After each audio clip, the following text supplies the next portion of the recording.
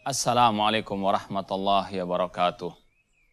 Innal hamdalillah nahmaduhu wa nasta'inuhu wa nastaghfiruh wa na'udzu billahi min syururi anfusina wa min sayyiati a'malina. Man yahdihillahu fala mudhillalah wa man yudlil fala hadiyalah. Asyhadu an la ilaha illallah wahdahu la syarikalah wa asyhadu anna Muhammadan abduhu wa rasuluh. Ya ayyuhalladzina amanu taqullaha haqqa tuqatih wa la tamutunna illa wa antum muslimun. Ya ayyuhan nasu taqu rabbakumul ladzi khalaqakum min nafsin wahidah wa khalaqa minha zawjaha wa batha minhuma rijalan katsiran wa nisaa'a wattaqullaha alladzi tasaaluna bihi wal arham innallaha kana 'alaikum raqibah. Ya ayyuhalladzina amanu taqullaha wa qulu qawlan sadida yuslih lakum a'malakum wa yaghfir lakum dhunubakum. Wa man yuti'illaha wa rasulahu faqad faza fawzan 'azima. Amma ba'd, ma'asal muslimin rahimani wa rahmakumullah. Pada kesempatan yang berbahagia ini, marilah kita bersama-sama merenungkan sebuah sabda Rasulullah SAW. Sebuah hadis yang diriwayatkan oleh seorang sahabat Rasulullah SAW dan beliau juga merupakan pembantunya Rasulullah SAW yang bernama Ats-Tsauban radhiyallahu ta'ala anhu. Beliau pernah mengatakan, kana Rasulullah SAW idza insarafa min salatihi istaghfara thalathan. Dahulu Rasulullah SAW apabila selesai salat beliau beristighfar 3 kali. Kemudian kata beliau, setelah itu Rasulullah SAW mengatakan, Allahumma antas salam wa minkas salam tabarakta ya dzal jalali wal ikram. Rawahu Muslim. Ma'asyiral muslimin rahimani wa rahimakumullah. Ini merupakan salah satu zikir yang dianjurkan, disyariatkan untuk kita membacanya setelah selesai salat fardu. Di sini ada beberapa hal yang perlu kita sampaikan. Yang pertama, bahwasanya zikir tersebut itu disyariatkan untuk dibaca selesai salat fardu, bukan salat yang sunnah. Kemudian, di antara zikir yang dibaca oleh Rasulullah selesai salat adalah istighfar 3 kali. Yang pertama, ma'asyiral muslimin rahimani wa rahmakumullah. Ini merupakan salah satu zikir yang muqayyad. Zikir yang diikat dengan bilangan, yaitu 3 kali, dan dibaca selesai salat fardu. Para ulama mengatakan, zikir ada 2, zikir yang muqayyad dan zikir yang mutlak. Zikir yang muqayyad ini tidak boleh untuk kita menambahkan lebih daripada yang telah dicontohkan oleh Rasulullah SAW. Istighfar cukup 3 kali. Seorang ulama salaf yang bernama Abu Zu'ar Ar-Razi rahimahullah ta'ala ditanya bagaimana cara beristighfar, yaitu mengatakan astagfirullah, astagfirullah, astagfirullah. Ini cukup 3 kali saja dibaca pada waktu selesai salat fardu. Tidak boleh untuk kita menambah-nambahkannya. Karena sudah muqayyad, terikat dengan bilangan. Seandainya lebih dari itu dibolehkan, itu baik, maka Rasulullah SAW yang akan pertama kali mengamalkannya, mencontohkannya, mengajarkannya kepada kita.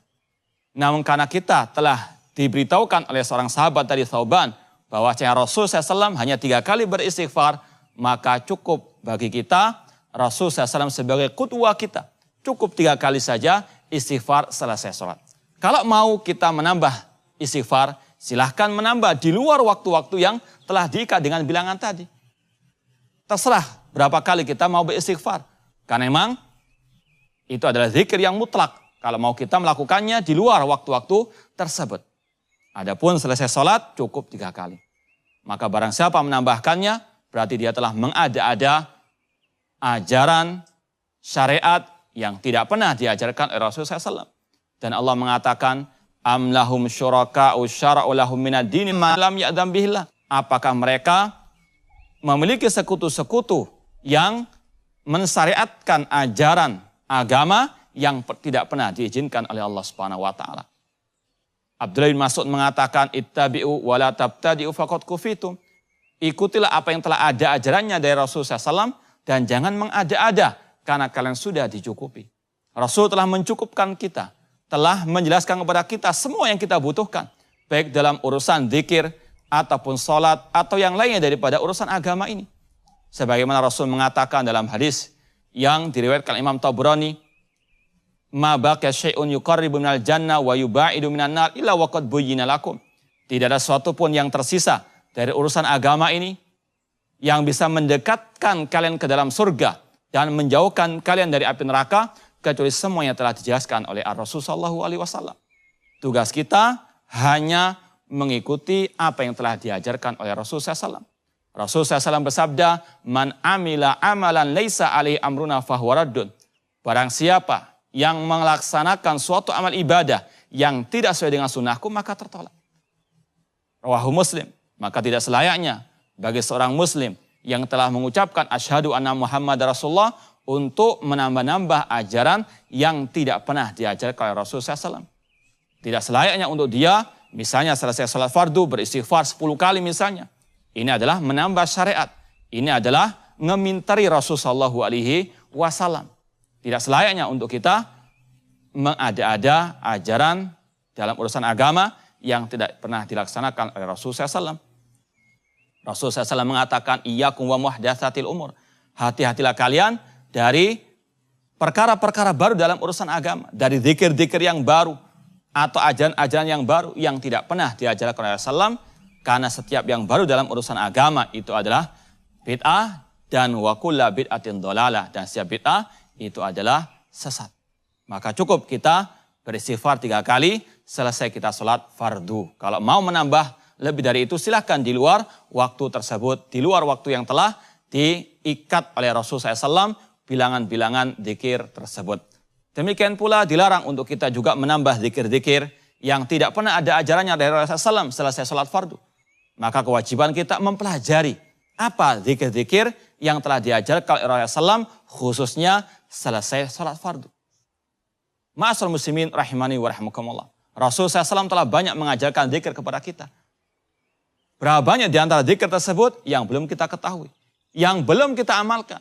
Maka mengapa kita masih mengarang-arang zikir-zikir yang baru yang tidak ada ajarannya dari Rasulullah SAW.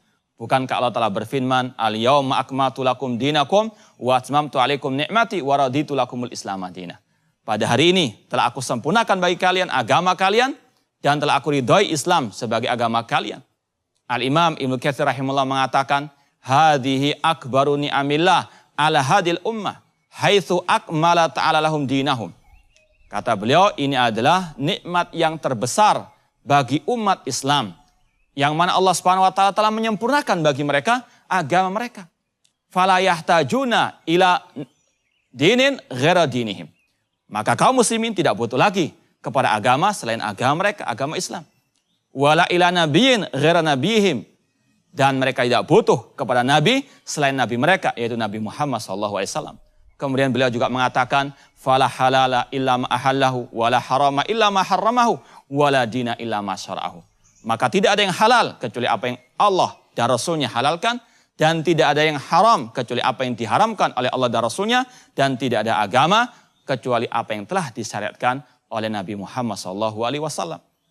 Dan juga Rasul SAW telah memperingatkan kita tadi bahwasanya hati-hatilah kalian dari perkara yang baru dalam urusan agama, di antaranya zikir-zikir selesai salat fardu. Ini tidak dibolehkan untuk kita mengucapkannya, tidak boleh kita mengamalkannya kecuali yang sudah ada dalilnya dari Rasulullah SAW. Kemudian juga di antara zikir selesai salat fardu, Rasul dan para sahabat dahulu zikirnya sendiri-sendiri, tidak dengan berjamaah. Bahkan para sahabat dahulu mengingkari orang-orang yang melaksanakan zikir jamaah. Seperti yang diucapkan oleh Abdullah bin Mas'ud radhiyallahu anhu ketika beliau melewati sebuah kerumunan manusia, kelompok manusia yang mereka berzikir jama'i. Ada pemimpinnya mengatakan kepada jamaahnya, halilu mi'ah, bertahlilah 100 kali, kabbiru mi'ah, bertakbirlah 100 kali, sabbihu mi'ah, bertasbihlah 100 kali, dan mereka memakai bebatuan untuk menghitung zikir tersebut. Apa kata Abdullah bin Mas'ud radhiyallahu anhu, seorang sahabat yang telah langsung mendapatkan gemblengan dari Rasulullah SAW, yang betul-betul mengikuti ajaran Islam yang murni ini. Beliau mengatakan kepada mereka yang berzikir jama'i, uddu sayiatikum, hitung kejelekan-kejelekan kalian. Fa ana dhaminun alla yadhi'a min hasanatikum syai'. Aku jamin kebaikan kalian, yaitu yang ikhlas dan ittiba kepada sunnah Rasulullah SAW, tidak akan sia-sia. Kemudian beliau mengatakan, wa yahakum ya umat Muhammad, alangkah celakanya kalian wahai umat Muhammad, ma asra halakatakum, alangkah cepatnya kebinasaan kalian. Haulai sahabatu nabiyikum mutawafirun, para sahabat Nabi kalian masih hidup di tengah-tengah kalian. Wa hadithiya bulam tabla wa anyatu lam tuksar. Bejananya Rasul masih belum pecah, bajunya Rasul masih belum usang. Artinya Rasul baru meninggal dunia. Mengapa kalian sudah merubah agama Allah? Menyimpang dari ajaran Rasul SAW. Mengada-ada dalam urusan agama ini. Kemudian kata Abdullah bin Mas'ud radhiyallahu anhu, walladzi nafsi biyadih, innakum la'ala millatin ahda min millati Muhammad aw muftatihu dhalalah. Kalian wahai orang-orang yang berlaku bid'ah ini, yang berbuat bid'ah ini, kalian punya dua kemungkinan. Kalian menganggap diri kalian lebih mendapatkan petunjuk, lebih baik daripada Rasulullah SAW, lebih pandai daripada Rasul, atau kalian memang sengaja membuka pintu kesesatan. Kemudian kata orang-orang yang berzikir jamaah tersebut, ya Aba Abdurrahman, ma aradna ilal khair. Wahai Abdullah bin Mas'ud, kami tidak menginginkan kecuali kebaikan. Lalu apa kata Abdullah bin Mas'ud radhiyallahu anhu? Kam min muridin lil khair lam yusibah. Berapa banyak orang yang niatnya baik, orang yang niatnya ikhlas dalam beribadah, namun tidak kesampaian. Tidak sampai kepada kebaikan tersebut, tidak menggapai pahala daripada kebaikan tersebut. Ini adalah athar yang sahih yang diriwayatkan Imam Ad-Darimi dalam kitab Sunan beliau. Ini sekali lagi ma'asyiral muslimin merupakan peringatan bagi kita semuanya. Niat yang baik tidak cukup untuk kita beramal saleh. Kalau kita mau beramal saleh, niat yang ikhlas dan harus sesuai dengan ajaran tuntunan Ar-Rasul SAW.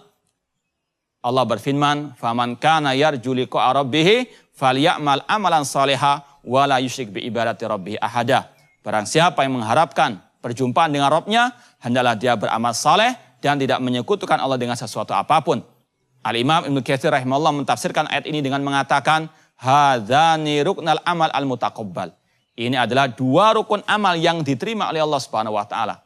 An yakuna khalisan lillah, yaitu harus ikhlas karena Allah, wa an yakuna ala syariati Muhammadin sallallahu alaihi wasallam, dan harus sesuai dengan syariat Nabi kita Muhammad sallallahu alaihi wasallam. Intinya sekali lagi, dalam zikir selesai salat harus mengikuti apa yang telah ada tuntunannya dari Rasulullah SAW. Baik dari segi bilangannya, baik dari segi caranya, dan juga daripada lafaz-lafaz zikir tersebut. Tidak boleh kita mengada-ada membuat zikir-zikir yang baru atau cara yang baru. Selesai sholat fardu, karena ini adalah ibadah, dan ibadah harus ikhlas dan sesuai dengan ajaran Ar-Rasul SAW.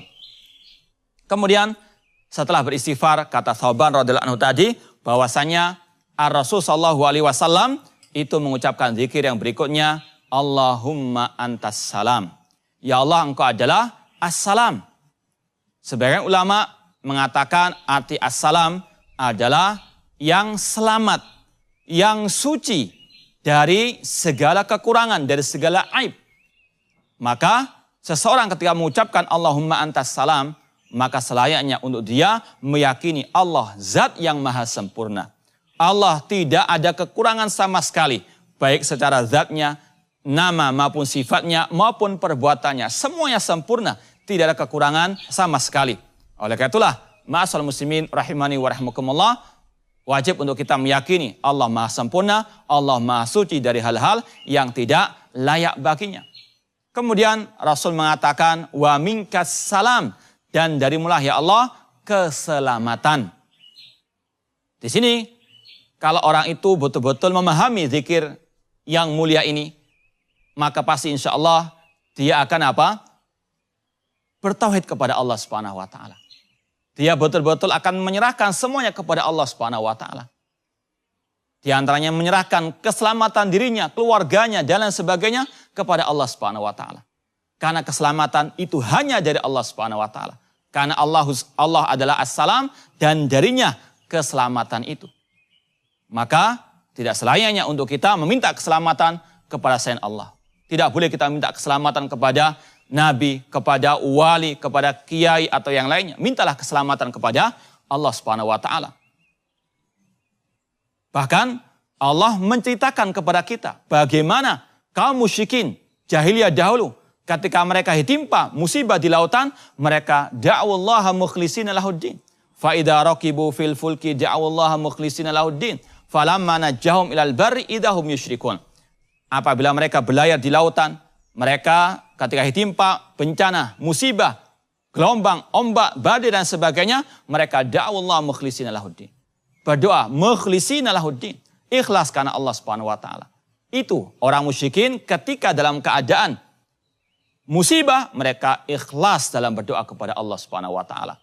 Kemudian adapun ketika mereka diselamatkan di daratan, baru mereka berbuat syirik kepada Allah Subhanahu wa taala. Itu syiriknya kelompok kaum musyrikin jahiliyah. Dikala susah, bertauhid kepada Allah. Dikala senang, berbuat syirik kepada Allah.